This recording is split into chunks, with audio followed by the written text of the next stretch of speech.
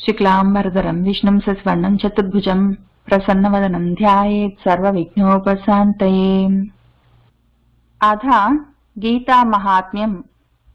गीताशास्त्रम् इदं पुण्यं यः पठेत् प्रयतः पुमान् विष्णोः पदम् अवाप्नोति भयशोकादिवर्जितः। इदं గీతాశాస్త్రం, ఈ గీతాశాస్త్రం అన్నది పుణ్యం, పుణ్యకరమైంది కాబట్టి దాన్ని పుమాన్ మనిషి అన్నవాడు పఠెత్ చదువునుగాక. ఎందుకు చదవాలి అంటే యహ పుమాన్ ఏ మనిషి అయితే ప్రయతః ప్రయత్నం చేసి దాన్ని చదివితే పఠెత్ వాడికి ఈ జన్మలో ఇహంలో ఉన్న భయాలు శోకాలు ఆది మొదలైనవి పోతాయి. వాడా విధంగా భయశోకాది వర్జిత, భయము శోకము మోహము క్రోధము అటువంటివి ఏమైనా ఉంటే అవన్నీ పోగొట్టుకున్నవాడై విష్ణోహ పదం విష్ణు పదాన్ని అవాప్నోతి పొందుతాడు. అందుకని అది చదవాలి ఎవరైనా సరే. అయితే ఉత్తగా చదవడం కాదు, చదవడం అంటే వెంటనే చదువుకోగానే ఈ పుణ్యాలు వస్తాయి, శోకాలు భయాలు పోతాయి, నేను విష్ణు పదానికి వెళ్ళిపోతాను కాదు. ఉత్తగా చదివితే కాదు, అధ్యయనం చేయాలి. సరిగ్గా అర్థమయ్యిన దాకా చదవాలి. చదువుతున్నది ఎంత అర్థమవుతుంటే అంత దాన్ని జీవితంలో అనుష్ఠానంలోకి తెచ్చుకుంటుండాలి. దాన్ని యాక్చువల్గా అభ్యాసం చేస్తుండాలి. గీతని అభ్యాసనం చేయాలి, గీతని అధ్యయనం చేయాలి. చదువుకోవాలి అంటే అర్థమైందాకా చదవాలి. ఆ చదివిన గీతని, అధ్యయనం చేసిన గీతని అభ్యాసం చేయాలి. అందులో ఏం చెప్తున్నారు అది నేర్చుకొని అది చెయ్యాలి. అది చేసిన ఏ మనిషి అయినా అభ్యాసం చేస్తూ చేస్తూ ఉంటేనే వాడిలోని భయాలు శోకాలు దుఃఖాలు ఏడుపులు కోపాలు మోహాలు తగ్గిపోతుంటాయి. నేనే ప్రమాణం, నేనే ప్రమాణం. ఆ గీతా శాస్త్రాన్ని అధ్యయనం చేస్తాను. ఎందుకంటే చెప్పాలి అంటే మరి నేను నేర్చుకుంటే గాని చెప్పలేను. కాబట్టి ఊరికే గుక్కబట్టినట్టు తప్పులన్నీ చదవను, తెలుసుకునే చదువుతాను. ఆ విధంగా అధ్యయనం చేస్తూ ఉన్నప్పుడు అందులో ఏముందో తెలిస్తే దాన్ని జీవితంలో ప్రయత్నంతోటే ఉపయోగిస్తూ ఉంటాము. అట్లా చేస్తూ ఉంటే భయాలు శోకాలు పోతే విష్ణు పదం చేరకేమవుతాము. చేసి చూడండి. ఊరికి పఠేత్తను ఊరికి చదవడం కాదు, అర్థం చేసుకొని దాన్ని అనుష్ఠిస్తే దానివల్ల వచ్చే లాభం తెలుస్తూనే ఉంటుంది. కాబట్టి గీతాశాస్త్రం ఇదం పుణ్యం యః పఠేత్ ప్రయతః పుమాన్ విష్ణోః పదం అవాప్నోతి భయశోకాది వర్జితః. గీతాధ్యయనశీలస్య ప్రాణాయామ పరస్య చ నయేవ సంతి పాపాని పూర్వజన్మ కృతాని చ. గీతాధ్యయనశీలస్య, గీతాని భగవద్గీతను అధ్యయనం చేయాలి. ఊరికే పఠేత్ అంటే చదవడం అంటే అధ్యయనం చేయడమే. ఇంక దానికి చదవడం వేరు, అధ్యయనం అర్థమైందాకా చదవడం వేరు అని రెండు రకాలు లేవు. ఊరికి చదవడం ఎందుకు, కాలయాపన. అధ్యయనం చేయాలి. దాన్ని అధ్యయనం చేస్తూ ఉంటే అధ్యయనంలోనే మళ్ళీ మననము, శ్రవణము, ధ్యానము, విచారణ, విశ్లేషణ, కావాలంటే note taking, book club studies, group studies అన్ని కలిపి ఆ అధ్యయనం. ఆ రకంగా చేసేవాడు ఆ శీలుడు, అధ్యయనశీలుడు ఎవరుంటాడో ఆయనకు అట్లానే ప్రాణాయామ పరస్య, ప్రాణాయామం ప్రాణాలను నియమించగలగాలి. ఎందుకు అంటే గీతాధ్యయనం చేస్తుంటే ప్రాణాయామం కూడా జరుగుతుంది. గీతాధ్యయనంలో చెప్పేది ఏంటంటే ఈ భయాలు శోకాలు కోపాలు మోహాలు వాటిని వదిలించుకో ఎట్లా అని నేర్పిస్తారు. అదెట్లా చేస్తామంటే ప్రాణాల మీద నిలబడి ఉంటుంది మనసు.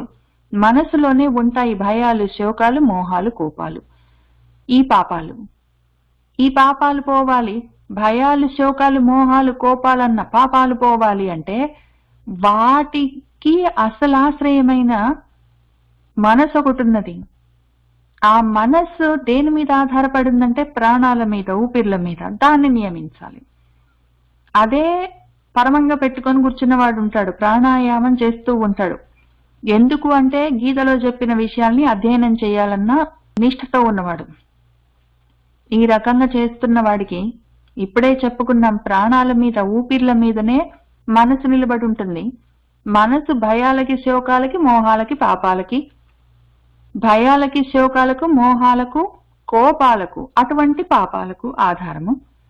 ఈ భయాలు, శోకాలు, మోహాలు, కోపాలన్న పూర్వ జన్మలో చేసుకున్న కృతమైన పాపాలు. ఆ పాపాలే పతన కారణాలు, మళ్ళీ జన్మలు.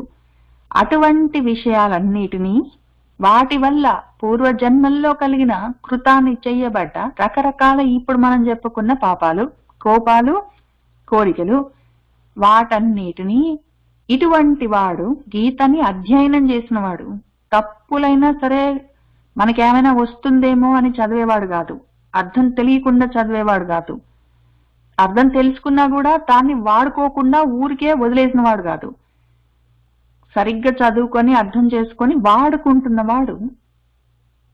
ఇటువంటి పూర్వజన్మల్లో చేసిన పాపాలు ఈ జన్మలో ఏమైనా చేస్తూ ఉంటే కర్మల్ని అకర్మలుగా మార్చుకునేవాడు బాగుపడతాడు. కాబట్టి ఇటువంటి పాపాలు ఏమైనా ఉంటే పూర్వజన్మల్లోవి, ఈ జన్మలోవి, వాడు నయేవ సంతిహి పొందడు కదా, ఇంకెందుకు వస్తాయి వాడికి. గీతాధ్యయనశీలస్య ప్రాణాయామ పరస్య చ నయేవ సంతి పాపాని పూర్వజన్మ కృతాని చ. మల నిర్మోచనం పుంసాం జలస్నానం దినే దినే సకృద్గీతాంభసి స్నానం సంసార మలనాశనం. ఎవరైనా మనిషి ఉన్నాడు, వాడి శరీరానికి ఉన్న మలినాన్ని నిర్మోచనం వదిలించుకోవాలంటే వాడు దినే దినే రోజు జల స్నానం చేయవలసిందే. ఇవాళ స్నానం చేశాను, ఇంక మళ్ళీ నా జన్మకి నేను చేయక్కర్లేదు స్నానం అనడానికి లేదు.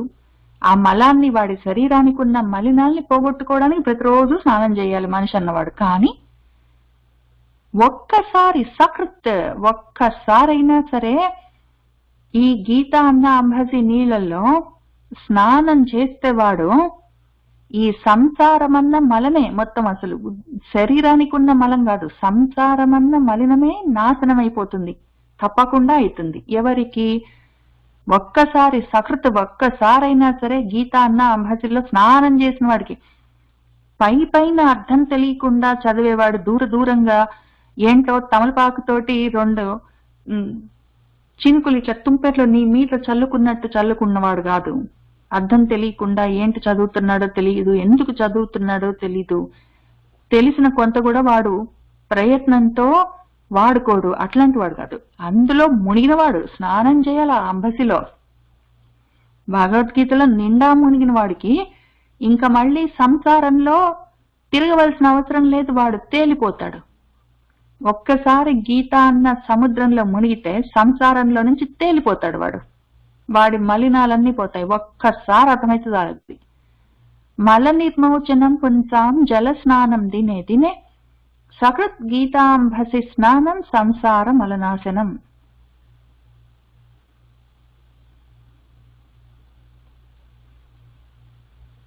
గీతా సుగీతా కర్తవ్యా కిమన్యైః శాస్త్రవిస్తరైః యా స్వయం పద్మనాభస్య ముఖ పద్మాత్ వినిసృతా. దేన్ని చదవాలి ఇంతకీ అంటే, యా ఏదైతే స్వయంగా పద్మనాభస్య పద్మనాభుడి యొక్క ముఖ పద్మాత్ ముఖపద్మం నుంచి వినిసృత జాలువారిందో, అటువంటి ఈ గీత అన్న సుగీతను, గొప్ప వాక్కును, గీత అంటే వాక్కు, దాన్ని చదవడము, కీర్తించడము కర్తవ్యమై ఉన్నది మనిషి అన్నవాడికి.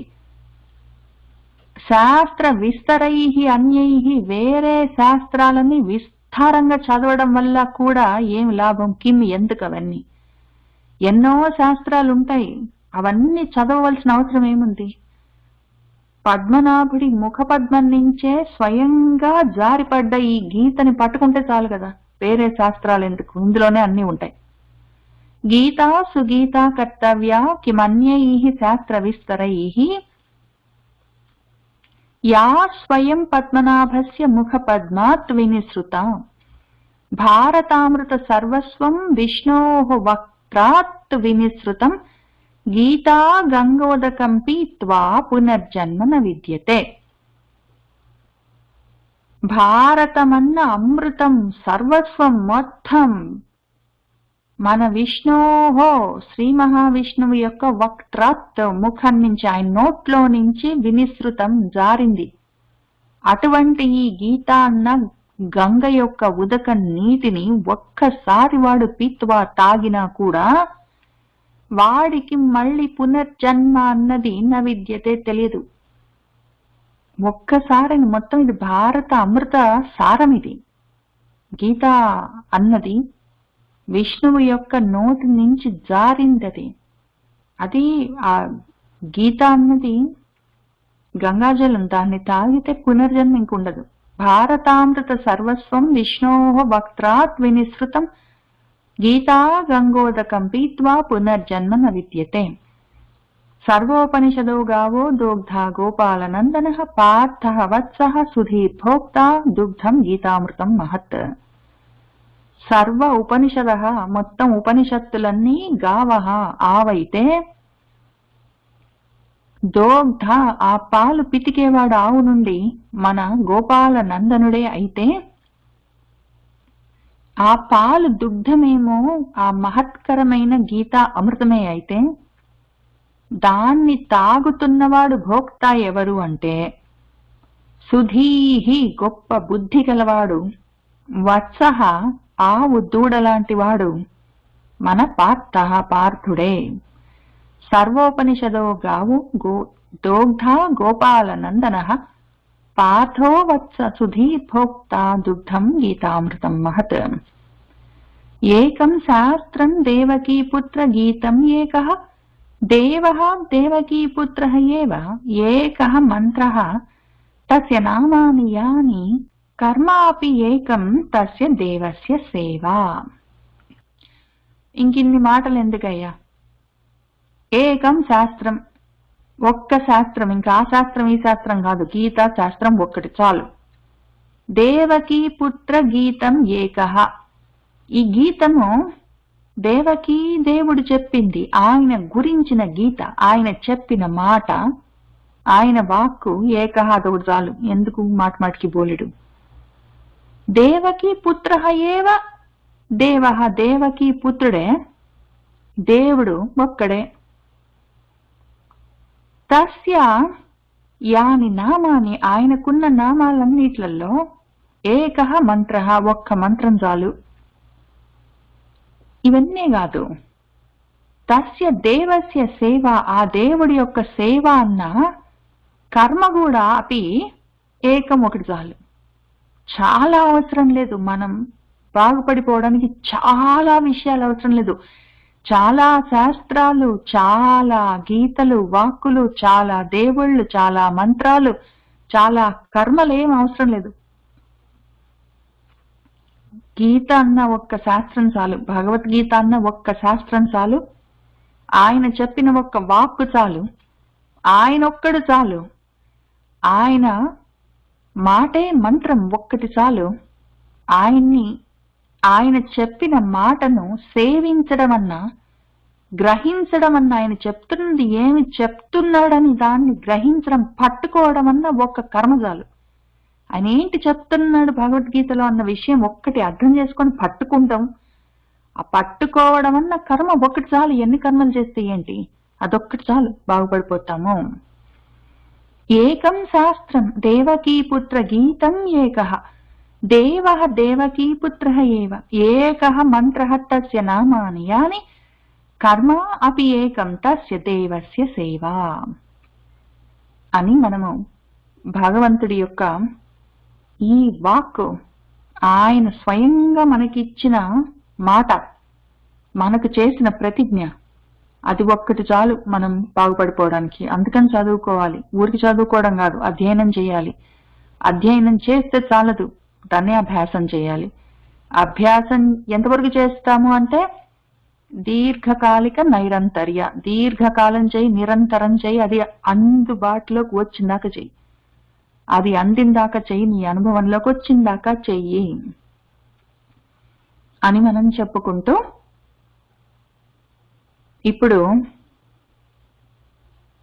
భగవద్గీతలోకి, ఆయన వాక్కులోకి, ఆయన చేసిన ప్రమాణంలోకి మనం అడుగు పెడుతున్నాము. ఆయన మాట ఇచ్చాడు. భగవద్గీత అంటే భగవంతుడి వాక్కు, ఆయన మాట అని చెప్పినప్పుడు ఆయన మాట ఇచ్చారు మనకని గుర్తుపెట్టుకోవాలి. నేను చెప్పినట్టు నువ్వు చెయ్యి, తప్పకుండా నేనైపోతావు అని చెప్పాడు ఆయన. ఆ మాట గుర్తుపెట్టుకోవాలి. ఆయన మాట ఇచ్చాడు మనకని గుర్తుపెట్టుకోవాలి. ఆయన చేసిన ప్రతిజ్ఞను ఆయన తప్పడు. కాబట్టి తప్పకుండా జరిగే విషయం ఇది, అనుమానించవలసిన అవసరం లేదు. న సంశయ అని మనం అందులోకి అడుగు పెడుతున్నాము. ఈసారి మనం మన భగవద్గీత చదివేటప్పుడు ఇంకొక మార్గాన్ని ఆశ్రయిద్దాము. ప్రతి అధ్యాయం పైనుంచి కింది దాకా పదాలకు అర్థం చూసుకుందాము, కొంతవరకు అర్థం చూసుకుందాము. ఆ అధ్యాయం అయిపోగానే ఆపేసి మొత్తం ఆ అధ్యాయంలో ఉన్న శ్లోకాలన్నీ కాదు, సాధకుల కోసం మాత్రం ఉన్న శ్లోకాలు, అంటే చదవండి బాగుపడతారు అని చెప్తూ ఉన్నవి, ఇందుకు చదవాలి అని చెప్తూ ఉన్నవి, చదివితే ఏమవుతుందని చెప్తున్నవి, బుజ్జగిస్తున్నవి, బతిమలాడుతున్నవి, నేర్పిస్తున్నవి, ఎందుకు చెయ్యాలని చెప్తున్న వాటన్నిటినీ తీసి పక్కన పెట్టి, ఎందుకంటే మనకు అర్థమైంది ఎందుకు చెయ్యాలి తెలుసు, తప్పనిసరిగా చెయ్యాలని తెలుసు, చెయ్యడం కోసమే మనం సిద్ధమై కూర్చున్నాం. కాబట్టి సాధకుల కోసము భగవద్గీతలో ఉన్న శ్లోకాలని మనం వేరుగా పక్కకు తీసి పెట్టుకొని వాటినే మళ్ళీ అధ్యయనం చేద్దాం. ప్రతి అధ్యాయానికి అధ్యాయం పైనుంచి కింది దాకా శ్లోకాలను ఒకసారి చూసుకుందాం. వెంటనే అధ్యాయం కాగానే సాధకులకు భగవద్గీత చదువుకుందాము. అందులో ఉన్న ముఖ్యమైన సాధకుల కోసం మాత్రమే, నిజంగా ప్రయత్నం చేస్తున్న వాళ్ళ కోసం ఆయన చెప్తున్న విషయాలు, వాటిని చదువుకుందాము. ఈ పద్ధతి ఎందుకు మనం అవలంబిస్తున్నామంటే, మన శంకర్ల వారు కూడా దీనికి భాష్యం రాసేటప్పుడు భగవద్గీతకి ఆయన ఒక్కొక్కసారి కొన్ని శ్లోకాలు అసలు భాష్యం చెప్పకుండా దాటుకుంటూ వెళ్ళిపోయారు. ఆయన కొన్ని విషయాలు, మరీ ఐహికమైన విషయాల గురించి, మరీ లౌకికంగా ఉన్న వాటిని ఆయన ఇంక చెప్పలేదు. ఆయనను చూసుకుంటూ సగము, తర్వాత సాధకులకు భగవద్గీత అని ఎవరో ఒక పెద్దవారు చాలా సంవత్సరాల కింద ఏదో పత్రికలో వ్యాసాలుగా రాసిన కొన్ని ఆర్టికల్స్ దొరికాయి. అందులో కూడా పెద్దవారు ప్రతిపద్యానికి ఆయన విచారణ, విశ్లేషణ, అర్థం అవన్నీ చెప్పలేదు. సాధకుల కోసం మాత్రమే చాలా ఫోకస్డ్ గా కొన్ని శ్లోకాలకు చెప్పారు. దాన్ని కూడా అధ్యయనం చేశాను. నేను కూడా నా శక్తి మేర భగవద్గీతని ఇన్నిసార్లు చదువుకున్నాను. కాబట్టి సాధకుల కోసం మాత్రమే, చాలా ఫోకస్డ్ గా వాళ్ళ కోసమే, నా కోసమే ప్రతి అధ్యాయం వెనకాల అది మళ్ళీ సపరేట్ గా ఫోకస్డ్గా ఉంటుంది. ముందు మాత్రం అధ్యాయం పైనుంచి కింద దాకా అన్ని శ్లోకాలు చాలా వేగంగా చూస్తాను, ఆగి విచారణ విశ్లేషణ చేయను. ఫస్ట్ లెవెల్ అర్థాల కోసమే చెప్తాను. ఆ విధంగా నేను అనుకుంటున్నాను ఈసారికి. ఎందుకంటే ఏమి చేద్దామని ఆలోచించాను, అది మళ్ళీ పైనుంచి కింద దాకా అవసరమైన చోట సుదీర్ఘంగా అనలైజ్ చేసుకుంటూ, కథాపరంగా ఉన్నది లౌకికంగా ఉన్నదాన్ని తొందరగా చెప్పుకుంటూ ఆ రకంగా మనం చెప్పుకున్నాము. కానీ మళ్ళీ అదే విధంగా చదువుకోవడం అనవసరము. లేదా ఇంకొక అవకాశం ఏంటంటే, మామూలు శ్లోకాలు వదిలిపెట్టి మన శంకర్ల వారు, ఆ పెద్దవారు రాసుకున్నట్టు ముఖ్యమైన శ్లోకాలు చూసుకొని అర్థాలు రాసుకోవడం, ముఖ్యమైన శ్లోకాలకి అర్థాలు చెప్పుకోవడం ఇంకొక ఆప్షన్ ఆలోచించాను. కానీ దానివల్ల చాలా శ్లోకాలు వదిలిపెట్టవలసి వస్తుంది. 700 శ్లోకాలు చెప్పుకోము. కాబట్టి అటు ఇటుగా జనరల్ అర్థాల కోసం చూసుకుంటూ కూడా సాధకుల కోసం చాలా ఫోకస్డ్ గా చదవాలన్న ఆశ ఉన్నది నా మనసులో. కాబట్టి రెండు కలిపి చేస్తున్నాను. చూద్దాం ఎంత దూరం వెళ్తామో. నాలోనే కూర్చొని నడిపిస్తున్న పార్థసారథి ఉన్నాడు కాబట్టి నాకు భయం లేదు. చదువుకుందామైతే. అథ అర్జున విషాద యోగో నామ ప్రథమో అధ్యాయః. ధృతరాష్ట్రః ఉవాచ ధర్మక్షేత్రే కురుక్షేత్రే సమవేతా యుత్సవః మామకాః పాండవాః చయేవ కిం అకుర్వత సంజయ. అప్పుడు ధృతరాష్ట్రుడు మన సంజయుడిని అడిగాడు, మనం రేపు భారతం చదువుకోవడం మొదలుపెట్టినప్పుడు ఈ భగవద్గీత అవగానే మళ్ళీ భారతం మొదలు పెడతాము. అందులో భీష్మ పర్వం వచ్చిన తర్వాత ఒక 9, 10 అధ్యాయాలు అనుకుంటా. 9, 10 అధ్యాయాల్లో కన్నా ముందు వెనుకో ఇంకా అక్కడంతా భీష్మ పర్వం మొదలైనాక కొంతలోనే మొదలవుతుంది. అప్పుడు మన సంజయుడు వెనక్కి వచ్చి ధృతరాష్ట్రుడికి చెప్తాడు, చాలా విషయాలు వింటాడు.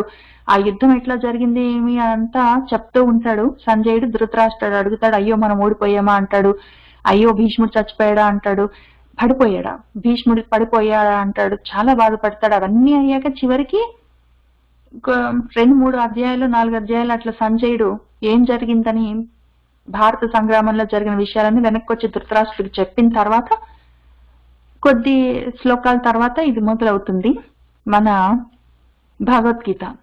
దీనికన్నా ముందు పూర్వ రంగం ఉంది కొంచెము, కానీ మనము ఎట్లా కొంచెమేవి మొత్తం పూర్వరంగం అంతా ఉంది. అదంతా అయ్యాక భీష్మ పర్వం స్టార్ట్ అయిన తర్వాత కొన్ని అధ్యాయాలు అయిన తర్వాత ఈ భగవద్గీత మొదలవుతుంది. కాబట్టి మనము భారతం మొదలుపెట్టిన తర్వాత కొన్నాళ్ళు పడుతుంది మళ్ళీ భగవద్గీతకు రావడానికి. అప్పుడు మళ్ళీ దాన్ని ఇంకా విస్తారంగా, ఎందుకంటే ఇప్పుడు అవుట్ ఆఫ్ కాంటెక్స్ట్ చదువుకుంటున్నాం. అసలు కాంటెక్స్ట్ జనరల్ గా తెలుసు, భారతంలో ఇట్లా జరిగిందిట, అప్పుడు ఏదో పాండురాజు చచ్చిపోయాడట, ఆ తర్వాత కుంతి పిల్లల్ని తీసుకొని ఇక్కడికి వచ్చిందిట, ధృతరాష్ట్రుడు అట్లా చేసేట, మన దుర్యోధనుడు ఇట్లా చేసేట అని అట్లాంటివి మనకు తెలుసు. కూర్చొని చదువుకున్న వాళ్ళం తక్కువ, విన్న వాళ్ళం ఎక్కువ, చూసిన వాళ్ళము టీవీ సీరియల్స్ సినిమాలు ఎక్కువ, చదువుకున్న వాళ్ళం తక్కువ. కాబట్టి మనకి అవుట్ ఆఫ్ కాంటెక్స్టే తెలుస్తుంది. యాక్చువల్గా ఇంతవరకు తెలుసు 700 శ్లోకాలు భగవద్గీత అని తెలుసు. ముందేం జరిగింది తర్వాత ఏం జరిగింది అన్నది మనం తప్పకుండా ఇన్ కాంటెక్స్ట్ భారతంలో చదువుకుంటాము. ఇప్పుడు అందుకని ముందేం జరిగింది వెనకేం జరిగింది అని నేనేం చెప్పట్లేదు. మనం ఓన్లీ ఇక్కడున్న శ్లోకాలు చూసుకుందాము, భారతంలో మొత్తం చూసుకుందాము. దాని అంతు నిజంగా కూడా తేల్చుకుందాం. నేను తేలిపోయిందాకా మునగకుండా, నేను తేలిపోయిందాకా దాని అంతం తేల్చవలసిందే. ఇప్పుడు మాత్రం ఇంతవరకు చూద్దాం. అప్పుడు మన సంజయుడిని మన ధృతరాష్ట్రుడు అడుగుతున్నాడు. ధృతరాష్ట్ర ఉవాచ, ఆయన ఏమన్నాడంటే, ఓ సంజయ, ఇదిగో మామకాహ మా వాళ్ళు, పాండవాహ ఆ పాండురాజు కొడుకులు, ఏవా ఈ విధంగా వాళ్ళు, సమవేతాహ కూడారు కదా అక్కడ ధర్మక్షేత్రంలో కురుక్షేత్రంలో ఆ విధంగా సమవేతాహ కూడిన వాళ్ళు, యుయుత్సవః యుద్ధం కోసం కోరికతో వచ్చి అక్కడ నిలబడ్డ వాళ్ళు, కిం ఏమి అకుర్వత చేశారు అని ఆయన అడిగాడు. యుద్ధం కోసం వెళ్ళిన వాళ్ళు నా కొడుకులు పాండురాజు కొడుకులు ఆ కురుక్షేత్రంలో ఏం చేశారయ్యా అని అడిగాడు. ధర్మక్షేత్రే కురుక్షేత్రే సమవేతాః యుయుత్సవః మామకాః పాండవాః చయేవ కిం అకుర్వత సంజయ. అప్పుడు మన సంజయుడు చెప్తున్నాడు, దృష్ట్వా తు పాండవానీకం వ్యూఢం దుర్యోధనః తదా ఆచార్యం ఉపసంగమ్య రాజా వచనం అబ్రవీత్. అయితే మన సంజయుడు ఏం చెప్తున్నాడంటే, తదా అప్పుడు ఆ విధంగా నువ్వే చెప్పావు కదా, వాళ్ళు వీళ్ళు వెళ్ళి ఆ ధర్మక్షేత్రంలో యుద్ధ కాంక్షతోటి, యుద్ధం చేయాలన్న కోరికతోటి, యుయుత్సవతోటి వాళ్ళు సమవేతాహ కూడిన వాళ్ళు ఏం చేశారని అడిగావు కదా, వాళ్ళు యుద్ధం కోసం వచ్చి అటు ఇటు నిలబడ్డ వాళ్ళు, ఆ సమయంలో తదా అప్పుడు మన రాజా దుర్యోధన, మన దుర్యోధనుడు ముందు ఫస్ట్ ఆ వ్యూహాన్ని పన్ని నిల్సున్న పాండవ అనీకం అంటే సైన్యం, అనీకం, చము, వాహిని, ఇవన్నీ ఆ సైన్యాల సమూహాలకు పేర్లు. అనీకమన్న సైన్యమే, ఇక్కడ చము అన్న సైన్యమే. అట్లా అప్పుడప్పుడు మాట్లాడతారు. యాక్చువల్ గా చము అంటే ఎంతమంది అందులో ఆ బెటాలియన్ లో ఉంటే ఆ బెటాలియన్ ని చము అంటారు, ఎంతమంది ఆ సమూహంలో ఉంటే అనీకం అంటారు, ఎంతమంది ఉంటే వాహిని అంటారు, ఎంతమంది ఉంటే అక్షౌహిణి అంటారు అని లెక్కలున్నాయి. ఇక్కడ వాటిని చము అన్న వాహిని అన్న వీటన్నిటిని ఇంటర్చేంజబుల్ గా సినానిమస్ గా వాడతారు. ఇక్కడ వాహిని అంటే కూడా మనము సైన్యం అనుకుందాం. పాండవుల సైన్యం ఆ విధంగా ఒక వ్యూహం రచించుకుని నిలబడి ఉంటే దాన్ని మన దుర్యోధనుడు దృష్ట్వా చూసి ఊరుకోవచ్చు కదా. ఆయన ఆచార్యం ద్రోణాచార్యుణ్ణి ఉపసంగమ్య చేరి ఈ వచనం మాటను అబ్రవీత్ అన్నాడు.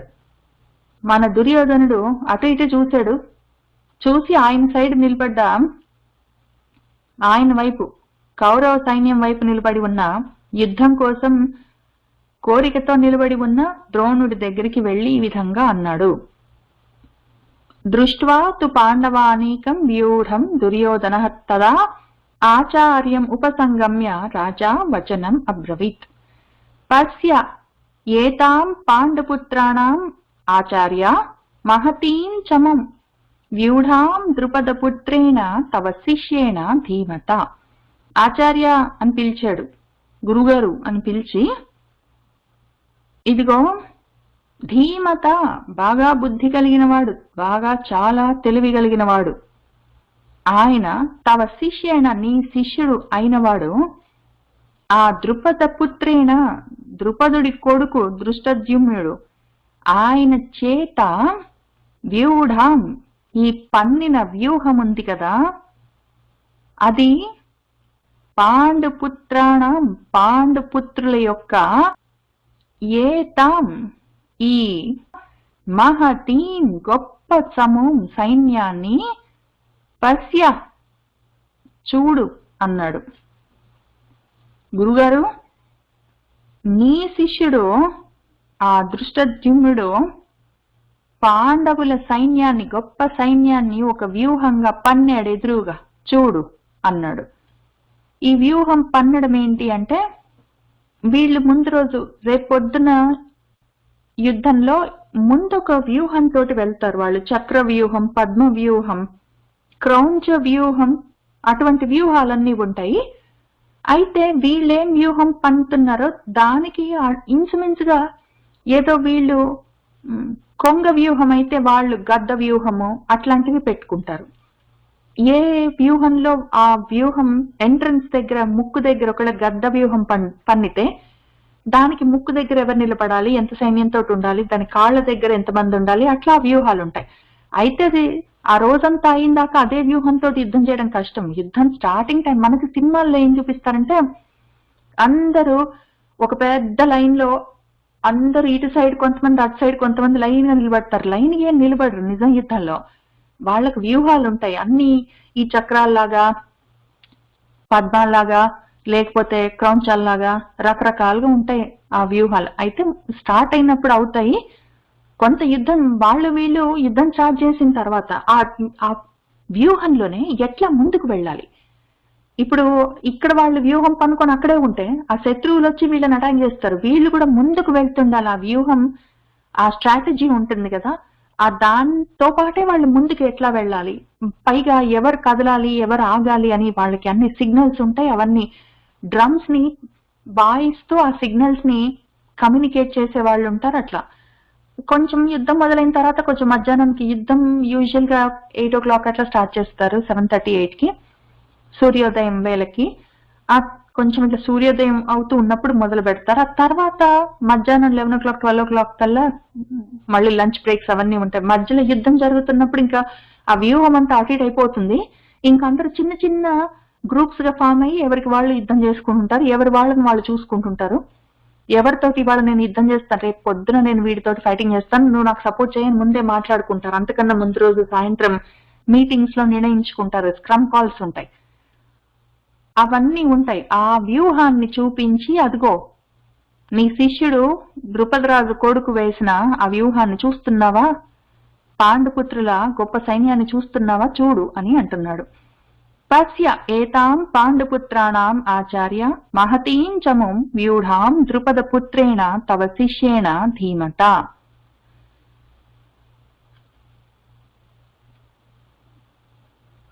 అత్ర శూరాః మహేశ్వాసాః భీమార్జున సమాః యుధి యుయుధానః విరాటః చ ద్రుపదః చ మహారథः దృష్టకేతుః చేకితానః కాశీరాజः చ వీర్యవాన్ పురుజిత్ కుంతిభోజः చ శైభ్యः చ నరపుంగవः యుధామన్యుః చ విక్రాంతः ఉత్తమౌజాः చ వీర్యవాన్ సౌభద్రः ద్రౌపదేయాः చ సర్వే ఏవ మహారథాః. అత్ర ఇక్కడ ఎదురు కనిపిస్తున్న వీళ్ళందరూ భీమా అర్జున సమాహ యుధి, యుద్ధంలో భీముడికి అర్జునుడికి సమానమైన వాళ్ళు. మహా విల్లులు ధనుస్సులు కలిగిన వాళ్ళు మహేశ్వాసులు, వాళ్ళందరూ మహేశ్వాసాహ గొప్ప గొప్ప విల్లులు ధరించిన వాళ్ళు. శూరాహ అందరూ పరాక్రమవంతులే, వాళ్ళ సైడ్ వాళ్ళందరూ. అందులో గొప్పవాళ్ళు చూడు, మహారథ ద్రుపదః చ, మహారథుడు ద్రుపదుడు, ఆ ద్రుపదుడి కొడుకు ద్రుపద పుత్రుడు దుష్టజుమ్నుడు పాండవుల వైపుకి సర్వసైన్యాధ్యక్షుడు, ఇటు సైడ్ కౌరవుల వైపుకి దుర్యోధనుడు సైడ్ వాళ్ళకి భీష్ముడు సర్వసైన్యాధ్యక్షుడు. అటు సైడ్ పాండవుల సర్వసైన్యాధ్యక్షుడి వాళ్ళ నాన్నగారు మహారథుడు, ఆయన కూడా ఉన్నాడు అటు సైడు. విరాటరాజు, యుయుధానుడు సాత్యకి, దృష్టకేతు చేకితానుడు, కాశీరాజు ఆయన వీర్యవంతుడు పరాక్రమవంతుడు కాశీరాజు. అట్లానే నరపుంగవ పురుష శ్రేష్ఠుడు శైభ్యుడు, కుంతిభోజుడు పురుజిత్ ఆయన కూడా ఉన్నాడు. యుధామన్యు ఆయన గొప్ప పరాక్రమవంతుడు విక్రాంత ఆయన. అట్లానే వీర్యవంతుడు ఉత్తమౌజుడున్నాడు. తర్వాత సౌభద్ర సుభద్రాదేవి కొడుకు అభిమన్యుడున్నాడు. ద్రౌపదీదేవి కొడుకులున్నారు. వీళ్ళందరూ సర్వే ఏవ అందరూ మహారథాః గొప్ప మహారథులే, ఒక్కొక్కళ్ళు, తక్కువ వాళ్ళు ఎవరు లేరు ఇందులో. అత్ర శూరాః మహేశ్వాసాః భీమార్జున సమాః యుధి యుయుధానః విరాటః చ ద్రుపదః చ మహారథः దృష్టకేతుః చేకితానః కాశీరాజः చ వీర్యవాన్ పురుజిత్ కుంతిభోజः చ శైభ్యः చ నరపుంగవः యుధామన్యుః చ విక్రాంతः ఉత్తమౌజాः చ వీర్యవాన్ సౌభద్రः ద్రౌపదేయాः చ సర్వే ఏవ మహారథాః. ఇక్కడ సర్వ ఏవ అని కనిపించినప్పుడల్లా నేను సర్వే ఏవ అని ఎందుకు చదువుతున్నానో ఇక్కడ అచ్చు తప్ప అనుకునేరు. సర్వ ఏవ ఆయాది సంధి, దాన్ని విడదీస్తే సర్వే ఏవ అవుతుంది. అస్మాకం తు విశిష్టాః ఏ తాన్ నిబోధ ద్విజోత్తమ నాయకాః మమ సైన్యస్య సంజ్ఞార్థం తాన్ బ్రవీమితే. ఓ ద్విజోత్తమ, ఓ బ్రాహ్మడా, అస్మాకం తు నా వాళ్ళు కూడా తక్కువ వాళ్ళేరు. వీళ్ళందరూ పెద్ద పెద్ద పేర్లని చెప్తే నువ్వు భయపడుతున్నావేమో, వాళ్ళ సైడే గొప్ప వాళ్ళు ఉన్నారని అనుకుంటున్నావేమో. అస్మాకం తు నా సైడ్ కూడా విశిష్టాః విశిష్టమైన వాళ్ళు గొప్ప వాళ్ళందరూ ఉన్నారు. వాళ్ళు ఎవరెవరైతే ఉన్నారో తాన్ వాళ్ళని నిబోధ తెలుసుకో. మన సైడ్ కూడా చాలా గొప్ప మంది ఉన్నారు. అటు సైడ్ పాండవులని ఎప్పుడు పార్షాలిటీ, మన సైడ్ తక్కువేం లేరు. మమ సైన్యస్య నా సైన్యం యొక్క నాయకాః నాయకులందరూ సంజ్ఞార్థం గుర్తు కోసం తే నీకు తాన్ వాళ్లను బ్రవీమి చెప్తాను, నువ్వు చూసుకో. మన వాళ్ళు తక్కువ వాళ్ళు ఎవ్వరు లేరు, నువ్వు చూడు మన వాళ్ళు ఎంత గొప్ప వాళ్ళు ఉన్నారో. అస్మాకం తు విశిష్టాః ఏ తాన్ నిబోధ ద్విజోత్తమ నాయకాః మమ సైన్యస్య సంజ్ఞార్థం తాన్ బ్రవీమి తే.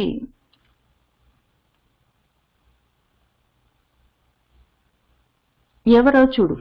భవాన్ భీష్మః చ కర్ణః చ కృపః చ సమితింజయః అశ్వత్థామ వికర్ణః చ సౌమదత్తిః తథా ఏవ చ అన్యే చ బహవః శూరాः మత్ అర్థే త్యక్తజీవితాः నానా శస్త్రప్రహరణాः సర్వే యుద్ధ విశారదాः.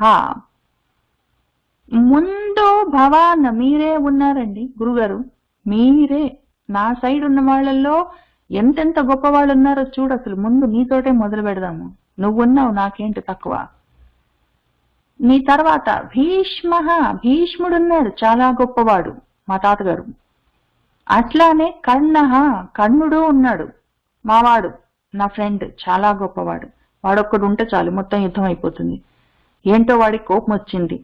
భీష్ముడు తిట్టాడని మహారథుడు అనకుండా అర్ధరథుడు అన్నాడని ఆయన కోపం వచ్చి ఆయన భీష్ముడు పడిపోయినాక యుద్ధానికి వస్తానన్నాడు. కానీ అసలు కర్ణుడు ఒక్కడు వస్తే చాలు, యుద్ధం అప్పటికే అయిపోతుంది. అసలు వాళ్ళ సైడ్ పాండవుల వైపు ఒక్కడు కూడా నిలబడరు. అట్లాంటి వాళ్ళు ఉన్నారు నా సైడు. కృపాచార్యులు ఉన్నారు. ఆయనెవరు కృపాచార్యులు? సమితింజయ. సమితి యుద్ధంలో ఆయనకి జయమే తప్ప అపజయం లేదు, అటువంటి వాడు ఉన్నాడు. సరే, వీళ్ళందరూ పెద్ద పెద్ద వాళ్ళు, వీళ్ళకు తక్కువ వాళ్ళేం కాదు, చిన్నపిల్లలే. కానీ నా వయసు వాళ్ళందరూ. అశ్వత్థామ ఉన్నాడు, కృపాచార్యుడు కొడుకు. ఆయనకి తిక్కరేగిందంటే ఏమైనా చేస్తాడు. ఆయన ఒక్కడు చాలు మొత్తం అందరినీ ముంచేయడానికి. ఆయన అనుకోవాలంతే, అనుకోడు తొందర. అనుకున్నాడంటే మొత్తం అంతా ఆయన ఒక్కడే చేసేస్తాడు. నా వాళ్ళందరూ అంతే, నా సైడ్ ఉన్న వాళ్ళందరూ అంతే. వాళ్ళకి తిక్కరేగిందంటే వాళ్ళు ఒక్కొక్కళ్ళు మొత్తం యుద్ధాన్ని సింగిల్ హ్యాండెడ్ గా ముగిస్తారు. కానీ అనుకోరేంటో, అనుకుంటే కూడా నా గురించి అనుకోరు. వికర్ణుడున్నాడు, సౌమదత్తి ఉన్నాడు, సోమదత్తుడి కొడుకు, భూరిశ్రవసుడు. తథా ఏవ అట్లానే చ కూడా. అన్యే బహవః, అన్యే ఎంతో మంది, బహవః చాలా మంది, శూరాహ శూరులందరూ వచ్చారు. ఎందుకో తెలుసా గురుగారు? మత్ అర్థే నా కోసమే, త్యక్త జీవితాహ జీవితాల మీద ఆశ వదిలేసుకొని వచ్చారు. నా కోసం వచ్చారు వీళ్ళందరూ, ఒక్కొక్కళ్ళు చాలా మంది వచ్చారు నా కోసం. వాళ్ళందరూ చావుకి తెగించొచ్చారు, బతుకు మీద ఆశ వదిలేసుకొని వచ్చారంటే ఎందుకు పనికి వాళ్ళు అనుకుంటున్నావేమో. సర్వే నా వాళ్ళందరూ, నా వైపు నా కోసం యుద్ధం చేయడానికి వచ్చిన వాళ్ళందరూ యుద్ధ విశారదాహ, యుద్ధ నైపుణ్యం కలిగిన వాళ్ళు, అందరూ విశారదులు.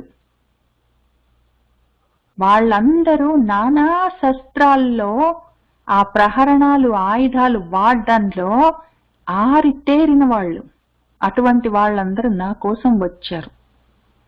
భవాన్ భీష్మః చ కర్ణః చ కృపః చ సమితింజయః అశ్వత్థామః వికర్ణః చ సౌమదత్తిః తథా ఏవ చ అన్యే చ బహవః శూరాः మత్ అర్థే త్యక్త జీవితాः నానా శస్త్ర ప్రహరణాः సర్వే యుద్ధ విశారదాः.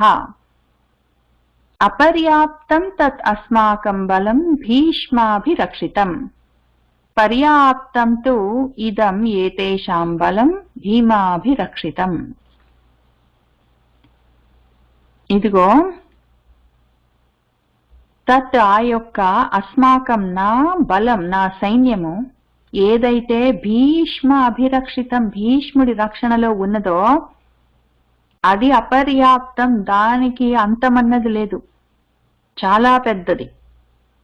అంతులేని సైన్యం నాది, అంతులేని సైన్య బలం నాది, భీష్ముడి అండలో ఉన్నది.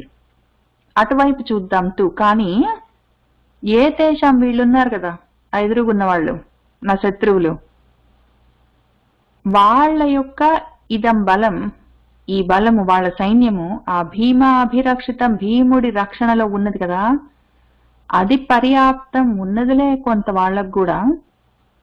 నువ్వు అటు సైడ్ వాళ్ళందరూ గొప్ప గొప్ప వాళ్ళందరూ ఉన్నారనుకుంటున్నావు, కానీ నా సైడ్ కూడా చాలా గొప్ప సైన్యం ఉంది, గొప్ప గొప్ప వాళ్ళు ఉన్నారు. అసలు నా సైన్యం అపర్యాప్తం, వాళ్ళది కొంత ఉన్నది అని చెప్తున్నాడు. దీనికి ఇంకో రకం కూడా అర్థం చెప్పారు, నేను చెప్తాను. కానీ అపర్యాప్తం అంటే చాలనంత ఉన్నది అని, పర్యాప్తం అంటే తగినంత ఉన్నది అని. కాబట్టి పాండవుల వైపుకి వాళ్ళకి సరిపోయినంత సైన్యం వాళ్ళకుంది, మనకు మరంత సరిపోతుందో లేదో చూడు అని అన్నాడో ఏమో అని కొంతమంది దానికి వ్యాఖ్యానం చెప్పారు. కానీ మనము అపర్యాప్తం, అనంతంగా అంత లేకుండా ఉంది నా సైన్యము, వాళ్ళది మాత్రం పర్యాప్తంగా ఉంది, కొంత ఉందిలే అని అన్నాడని చదువుకుందాం. ఎందుకో తర్వాత చూద్దాం. అపర్యాప్తం తత్ అస్మాకం బలం భీష్మాభిరక్షితం, పర్యాప్తం తు ఇదం ఏతేషాం బలం భీమాభిరక్షితం. ఇప్పుడు మీరేం చేయాలో తెలుసా గురుగారు?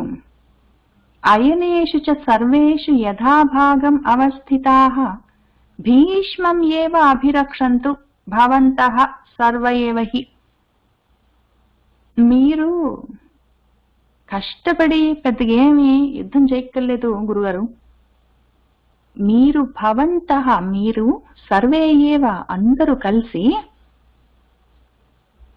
సర్వేషు అయనేషు, మీ మీ స్థానాల్లో, వ్యూహాల్లో ఏ ఏ స్థానాల్లో ఎవరెవరు ఉండాలి, కన్ను దగ్గర ఎవరు ఉండాలి, చక్ర వ్యూహం అయితే చక్రంలో ఎక్కడెక్కడ ఎవరెవరు ఉండాలి, వాళ్ళకి ఎవరు సపోర్ట్ చేస్తుండాలి, వాళ్ళు ఒకవేళ పడిపోతే లేకపోతే వాళ్ళకి అవసరమైతే ఎవరు బ్యాకప్ ఉండాలి, అవన్నీ ఉంటాయి. ఆ విధంగా ఏ ఏ స్థానాలు మీకు ఉన్నాయో ఆయా స్థానాల్లో యథాభాగం, మీ భాగాల్లో మీరు అవస్థితాః నిలబడి, మీరందరూ కలిసి భవంతః సర్వే ఏవ భీష్మం ఏవ, భీష్ముణ్ణే అభిరక్షంతు, రక్షించండి. భీష్ముణ్ణొక్కడిని మీరందరూ కలిసి మీ మీ స్థానాల్లో ఉండి ఆయన ఒక్కడిని రక్షించండి అని చెప్తున్నాడు. దానికి కారణాలు ఏమైనా ఉండిండొచ్చు. ఆయన మనసులో ఏమనుకున్నాడో దుర్యోధనుడు, భీష్ముడు ఒక్కడుంటే చాలు మిగిలిన వాళ్ళందరినీ మొత్తం పాండవుల్ని ఓడించేస్తాడని అనుకున్నాడో, లేకపోతే భీష్ముడు సర్వసైన్యాధ్యక్షుడు, ఆయనకేమీ కాకుండా ఉంటే అప్పుడు ఎన్నో కొన్ని రోజులు అసలే వీళ్ళది పర్యాప్తం, కొంత ఉంది సైన్యం, ఏదో కొంచెం సైన్యాన్ని తెచ్చుకున్నారు. ఈయన భీష్ముడు పడకుండా ఉంటే వీళ్ళందరూ భీష్ముడిని రక్షిస్తుంటే వీళ్ళందరూ కూడా బాగుంటారు, భీష్ముడు బాగుంటాడు, వీళ్ళు చేసినంత యుద్ధం చేసి వాళ్ళ సైన్యం అయిపోతే ఇంకా ఓడిపోతారని అనుకున్నాడు. ఆయన మనసులో ఏముందో మరి. అయనేషు చ సర్వేషు యథాభాగం అవస్థితాః భీష్మం ఏవ అభిరక్షంతు భవంతః సర్వే ఏవ హి. ఆయన ఇంత చెప్తున్నాడు, ఆయన ఒక 10 శ్లోకాల నుంచి చెప్తున్నాడు. మన గురుగారు అసలేమీ మాట్లాడలేదు. ఈ లోపల మన కురు వృద్ధుడు యుద్ధాన్ని మొదలు పెట్టబోతున్నారు. తస్య సంజనయన్ హర్షం కురువృద్ధః పితామహః సింహనాదం వినద్య ఉచ్చైః శంఖం దద్మౌ ప్రతాపవాన్. ఇంకప్పుడు ఆ ప్రతాపవంతుడు, ఆ పితామహః తాతగారు, కురువృద్ధః కౌరవుల్లో గొప్ప జ్ఞాని, పెద్దవాడు ఆయన, తస్య దుర్యోధనుడికి హర్షం సంతోషాన్ని, ఉత్సాహాన్ని, సంజనయన్ కలిగిస్తూ, ఇంకివన్నీ ఈ ముచ్చట్లన్నీ పెడుతుంటే ఆయన వెళ్ళి ద్రోణుడితోటి అవి ఆపుతూ దుర్యోధనుడికి ధైర్యము, ఉత్సాహం కలిగిస్తూ, సంతోషం కలిగిస్తూ, మన కురువృద్ధుడు పితామహుడు ఆ ప్రతాపవంతుడు భీష్ముడు ఉచ్చైహి పెద్ద సింహనాదాన్ని వినద్య చేస్తూ, శంఖాన్ని కూడా దద్మౌ పూరించాడు, పెద్దగా పెడబొబ్బ పెట్టాడు, శంఖాన్ని పూరించాడు, యుద్ధం మొదలవుతుంది అని గుర్తుగా మన భీష్ముల వారు. తస్య సంజనయన్ హర్షం కురువృద్ధః పితామహః సింహనాదం వినద్య ఉచ్చైః శంఖం దద్మౌ ప్రతాపవాన్. తతః శంఖాః చ భేర్యః చ పణవ ఆనక గోముఖాః సహసా ఏవ అభ్యహన్యంత సహ శబ్దః తుములః అభవత్. తతః ఇంకా ఆయన సింహనాదాన్ని చేయగానే వెంటనే శంఖాహ శంఖాలు, భేర్యః భేరీలు, పణవాలు, ఆనకాలు, గోముఖాలు మొదలైన వాయిద్యాలన్నీ. ఎందుకు ఇవన్నీ అంటే మన భీష్ముల వారు ఆయన వ్యూహం అటు సైడ్ కౌరవుల సైడ్ ఏ వ్యూహంలో ఉన్నారో వాళ్ళు అక్కడ ఆ వ్యూహంలో ముందు వైపు ఉంటాడు. ఉండి ఆయన ఈ శంఖాన్ని పూరించగానే వాళ్ళు ఒక 11 అక్షౌహిణులు చాలా దూరం వరకు ఉంటారు ఈ మొత్తం వ్యూహంలో. వాళ్ళు అందరికీ వినిపించాలి, యుద్ధం మొదలైందని వాళ్ళకి ఎట్లా తెలుస్తుంది. కాబట్టి ఆ యుద్ధం మొదలైందో అనుకుంటూ శంఖాలు, భేరీలు, బాంకాలు, పణవాలు, ఆనకాలు, గోముఖాలు అన్ని వాళ్ళు మోగించారు. వాళ్ళకి సిగ్నల్స్ ఉంటాయి, ఇవన్నీ సిగ్నల్స్. ఎన్నిసార్లు వాయిస్తే, ఏ విధంగా వాయిస్తే మొదలైంది, ఏ విధంగా వాయిస్తే ఆగింది, ఏది టైం ప్లీజ్ అని మధ్యలో పెట్టుకున్నారు, ఏది అన్నానికి బ్రేక్, లంచ్ బ్రేక్, లేకపోతే ఇక్కడ ఎవరో పడిపోయారు ఆయనకి హెల్ప్ కావాలి, లేకపోతే బాణాలు అయిపోయాయి వెళ్ళి తెచ్చుకోవాలి, లేకపోతే డాక్టర్స్ వాళ్ళు వచ్చారు కట్లు కడుతున్నారు, అట్లాంటి వాటన్నిటికీ సిగ్నల్స్ ఉంటాయి. ఇప్పుడు ఈ సిగ్నల్ శంఖాలు, భేరీలు, పణవాలు, ఆనకాలు, గోముఖాలన్నీ యుద్ధం మొదలైందని వాళ్ళు సిగ్నల్స్ ఒక్కొక్కరికి ఇచ్చుకుంటారు. ఆ విధంగా తతః వెంటనే సహసా ఏవ వెంటనే ఇంకా ఈ మొత్తము వాయిద్యాలు ఆ మొత్తము ఒక్కటేసారి అభ్యహన్యంత మూగే. సహ శబ్ద ఆ శబ్దము ఒక్కసారి అన్ని శంఖాలు, భేరీలు, పణవాలు, ఆనకాలు, గోముఖాలు అన్ని వాయించేసి మోగేసరికి ఆ శబ్దము తుములః భయంకరంగా అభవత్ కలిగింది. తతః శంఖాః చ భేర్యః చ పణవ ఆనక గోముఖాః సహసా ఏవ అభ్యహన్యంత సహ శబ్దః తుములః అభవత్. తతః శ్వేతైః హయైః యుక్తే మహతి స్యందనే స్థితౌ మాధవః పాండవః చ ఏవ దివ్యౌ శంఖౌ ప్రదగ్మతుః. అటు సైడు ఆ విధంగా యుద్ధం మొదలైందని ఆ సూచన రాగానే ఇటు సైడ్ కూడా తతః అప్పుడు శ్వేతైహి తెల్లటి, హయైహి గుర్రాలతో యుక్తే కూడి ఉన్న, తెల్లటి గుర్రాలను పూంచిన ఒక మహతి గొప్ప స్యందనే రథంలో స్థితౌ కూర్చుని ఉన్నారు ఇద్దరు.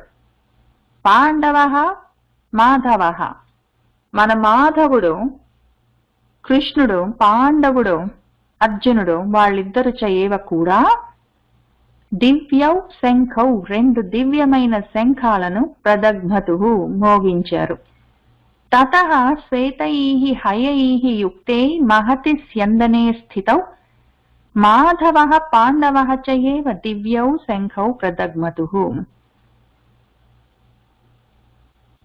అవేం శంఖాలంటే పాంచజన్యం ఋషికేశః దేవదత్తం ధనంజయ పౌండ్రం దద్మౌ మహాశంఖం భీమకర్మా వృకోదరః అనంత విజయం రాజా కుంతీపుత్రః యుధిష్ఠిరః నకులః సహదేవః చ సుఘోషమణిపుష్పకౌ కాశ్యశ్చ పరమేశ్వాసః శిఖండీ చ మహారథః దృష్టద్యుమ్నః విరాటః చ సాత్యకీ చ అపరాజితః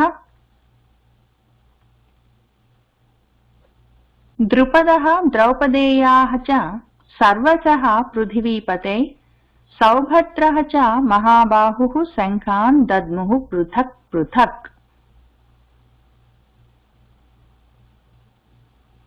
ఆ విధంగా తెల్లటి అశ్వాలను పూంచిన గొప్ప రథంలో కూర్చున్న కృష్ణుడు, అర్జునుడు కూడా వారి వారి దివ్యమైన శంఖాలను ఏ విధంగా పూరించారు. వాటి పేర్లేమి అంటే ఋషికేశః ఋషికములకు ఈశ్వరుడైన వాడు, ఇంద్రియాలని జయించిన వాడు, ఈశ్వరుడై ఉన్నవాడు మన కృష్ణుడు పాంచజన్యాన్ని పూరించాడు, పాంచజన్యమన్న శంఖాన్ని. ధనంజయ మన అర్జునుడు దేవదత్తం అన్న శంఖాన్ని పూరించాడు. అదే సమయంలో వృకోదరః తోడేలు వంటి ఉదరం, కడుపు కలిగిన వాడు, ఎంత తిన్నా తినకపోయినా ఆయన పొట్ట ఎప్పుడు వీపుకి అంటుకొని ఉంటుంది, ఆ రకంగా ఉన్నవాడు అని చెప్పి ఆయన్ని వృకోదరుడు అని పిలుస్తారు. మన భీమ కర్మలు చేసే భయంకరమైన గొప్ప కర్మలు చేసేవాడు మన భీముడు. ఆయన పౌండ్రం అన్న ఆయన యొక్క మహాశంఖాన్ని దద్మౌ మ్రోగించాడు. అట్లానే యుధిష్ఠిర మన ధర్మరాజు, కుంతీపుత్ర కుంతీపుత్రుడు మన రాజుగారు అనంత విజయం అన్న శంఖాన్ని మ్రోగించాడు. నకుల నకులుడు సుఘోషం అన్న శంఖాన్ని, సహదేవుడు మణిపుష్పకం అన్న శంఖాన్ని మోగించారు. అదేవిధంగా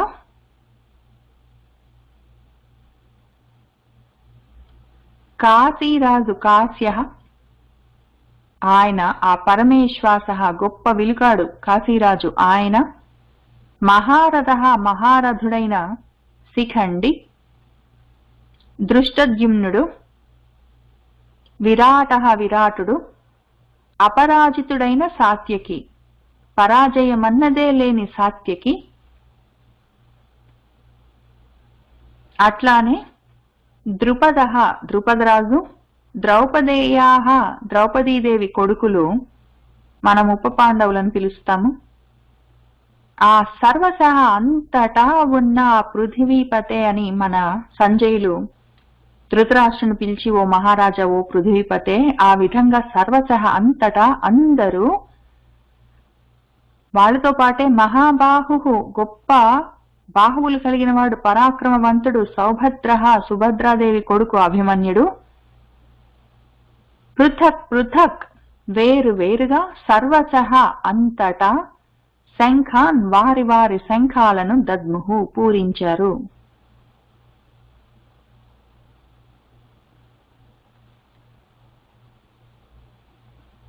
తతః శ్వేతైః హయైః యుక్తే మహతి స్యందనే స్థితౌ మాధవః పాండవః చ ఏవ దివ్యౌ శంఖౌ ప్రదగ్మతుః పాంచజన్యం ఋషికేశః దేవదత్తం ధనంజయః పౌండ్రం దద్మౌ మహాశంఖం భీమకర్మావృకోదరః అనంత విజయం రాజా కుంతీపుత్రః యుధిష్ఠిరః నకులః సహదేవః చ సుఘోషమణిపుష్పకౌ కాశ్యః చ పరమేశ్వాసః శిఖండీ చ మహారథः దృష్టద్యుమ్నః మరాటశ్చ సాత్యకీ చ అపరాజితః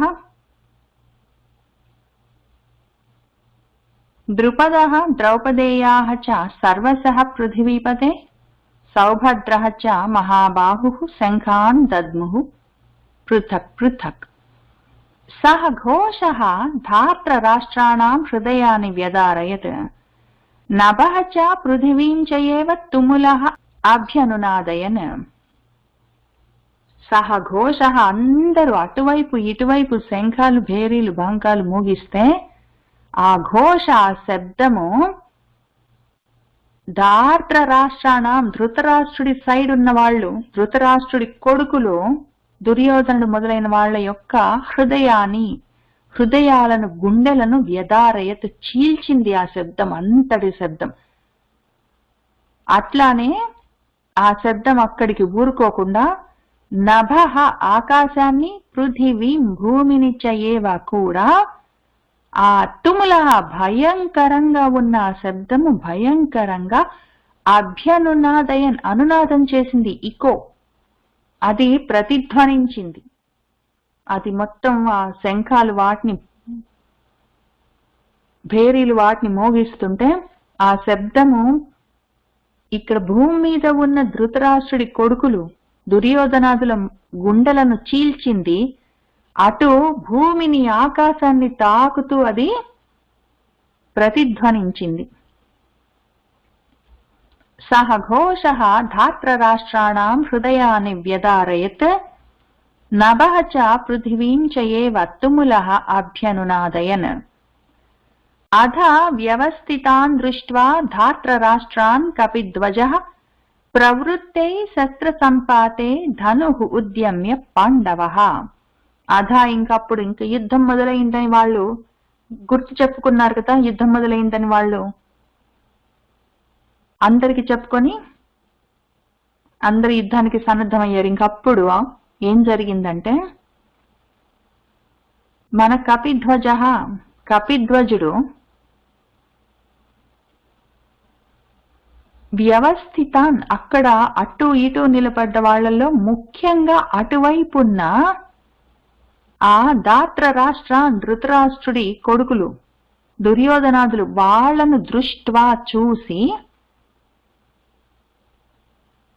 ఈయన కూడా శస్త్ర సంపాతే, శస్త్రాల్ని అందరు ఎవరి ఆయుధాలని వాళ్ళు పుచ్చుకున్నారు, ప్రవృత్తే ప్రయోగించడానికి బయలుదేరుతున్నారు. అటువంటి స్థితిలో మన పాండవ అర్జునుడు కూడా ధనుహు, ఆయన ధనుస్సును గాంధీవాన్ని ఉద్యమ్య ఎత్తి పట్టుకున్నాడు, దానికి బాణాన్ని తగిలించాడు గాంధీవానికి. ఇంకప్పుడు ఋషికేశం కృష్ణుణ్ణి చూసి తదా, అప్పుడు ఇదం వాక్యం, ఈ మాటను ఆహా అన్నాడు, ఓ మహీపతే, ఓ రాజా, ఓ ధృతరాష్ట్ర మహారాజా. ఇంకా అందరూ సిగ్నల్స్ ఇచ్చుకున్నారు యుద్ధం స్టార్ట్ అవుతుందని. అందరూ ఎవరి ఆయుధాలని వాళ్ళు ఎత్తి పట్టుకున్నారు, యుద్ధానికి సిద్ధమయ్యారు. ఇంకా శస్త్రాలు ఉపయోగించాలంతే, ఇంకా ఆయుధాలు ప్రయోగించాలంటే యుద్ధం మొదలైంది. వెంటనే సరిగ్గా ఆయుధాలు ఉపయోగించే సమయంలో, ప్రయోగించేందుకు అందరూ సిద్ధం కాగానే మన అర్జునుడు కూడా ఆయన ఆయుధాన్ని ఎత్తి పట్టుకున్నాడు. ఆయన గాంధీవానికి బాణాన్ని ఎక్కుపెట్టాడు. ఆ ఎదురు కూర్చొని రథాన్ని నడిపిస్తున్న కృష్ణుడితో ఈ మాట అన్నాడు, ఓ రాజా, అథ వ్యవస్థితాన్ దృష్ట్వా దాత్ర రాష్ట్రాన్ కపిధ్వజః ప్రవృత్తే శస్త్ర సంపాతే ధనుః ఉద్యమ్య పాండవః ఋషికేశం తదా వాక్యం ఇదం ఆహ మహీపతే. ఆయన ఏమన్నాడంటే, అర్జునః ఉవాచ, అర్జునుడు ఏమన్నాడంటే, సేనయోః ఉభయోః మధ్యే రథం స్థాపయ మే అచ్యుత అన్నాడు. ఓ అచ్యుత, ఈ ఉభయోః సేనయోః మధ్యే, ఈ ఉభయ సైన్యాల మధ్యలో మే రథం, నా రథాన్ని స్థాపయ, తీసుకెళ్లి ఉంచు అన్నాడు. సేనయోః ఉభయోః మధ్యే రథం స్థాపయ మే అచ్యుత.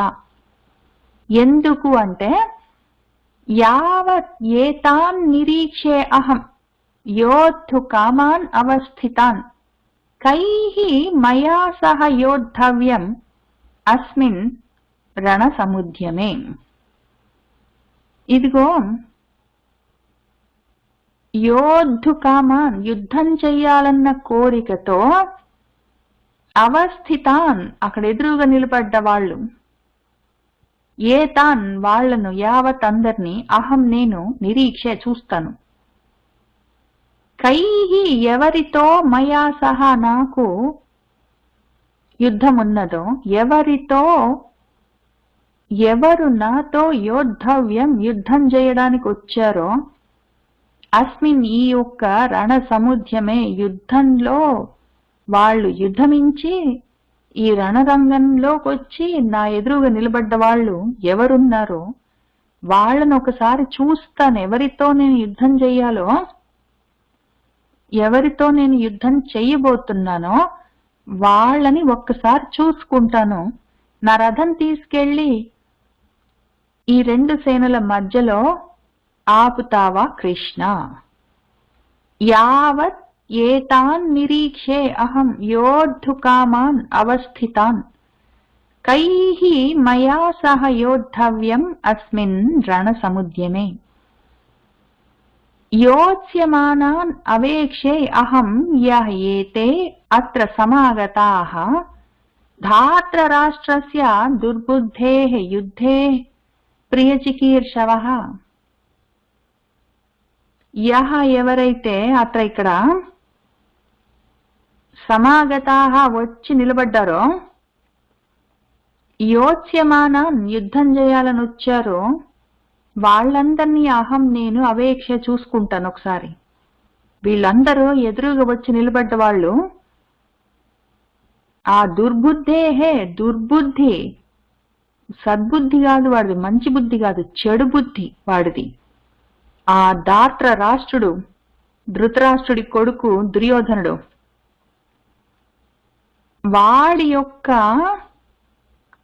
ప్రియ చికీర్షవ, వాడికి ప్రీతి చెయ్యాలన్న కోరికతో, వాడికి ఇష్టమైన పని చేయాలని వాడి కోసము వచ్చి ఈ యుద్ధంలో సమాగతాహ నిలబడి ఉన్న వాళ్ళు ఉన్నారు.